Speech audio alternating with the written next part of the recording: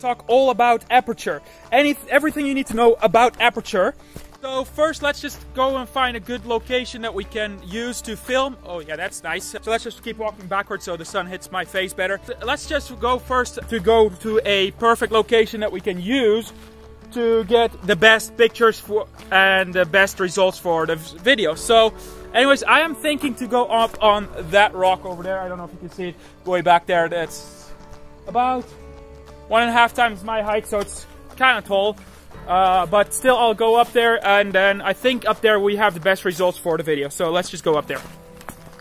So we're almost up to the top. I just have to climb this rock still, but I was just up here, and it was really like, look at that view. So anyways, I'm gonna go over there, like right there.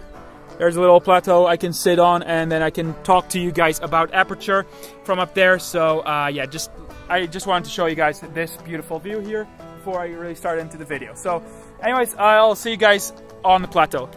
So first, let me show you guys what f-stop actually is. So this is a fully manual lens. So now at the moment it's at f-stop 1.7, so it's wide open. 1.7 is wide open, and then this lens can all the way go down to 22, which is right now. See, there is only a tiny little dot right there. So what this does is wide open, so at f-stop 1.7, that's called shallow depth of field. There's only a shallow depth that you can actually have in focus, just a shallow little, tiny little bit. But while in f-stop 22, you have that much larger. So for this phone records f-stop 5. So it's not fully open, but it's also not fully closed, if you know what I mean. So for example here, so this is wide open.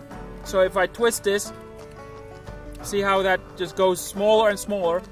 And the smaller you get, everything gets clearer. So you have way more field that you can have in focus. But yeah, we'll get into shutter speed. You might want to increase your shutter speed when you increase the f-stop, because the darker the pic, it will get darker and all that. But you have more in focus. So you might just want to increase your shutter speed, but we'll get into shutter speed in the next video. So right now I have my camera set up on f-stop 3.5. It's the lowest that this lens can handle, so this is not as wide open as the one that you saw earlier on the manual lens. This is a cheaper lens, so it can go as open. So now I'm going to take the photo at f-stop 3.5. Okay, so I just took the photo of f-stop 3.5. I will show that right on this side of the screen. And now I'm going to switch it all the way up to f-stop 22. F-stop 22. So then you can see what the difference really is. Okay, I just took the picture of f-stop 22, so that's the smallest hole you can possibly get. So I will post that picture right now, right there.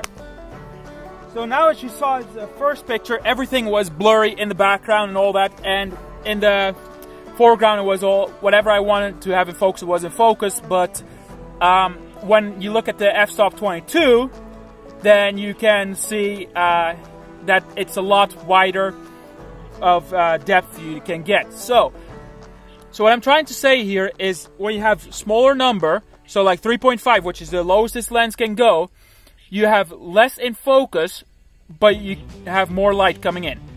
So when you have smaller the hole, then like f-stop 22 is usually the maximum where the lens can go when it's not zoomed in. Like if I zoom it in, it'll change it to f-stop 27 because the hole is further away, so this hole is technically smaller. So the smaller the hole, so bigger the number. So just think about it. The more numbers, the higher the number, more in focus. The less the number, less in focus. That's all you gotta really understand of f-stop. That's how it works. We'll talk about shutter speed in the next video. And if you have any questions about f-stop, comment down below what your questions are. If I didn't explain something correctly, then I can always explain further in the comment section down below. Also, please subscribe to the channel, and also like the video if this was informative and all that. So anyways, I'll see you guys in the next video.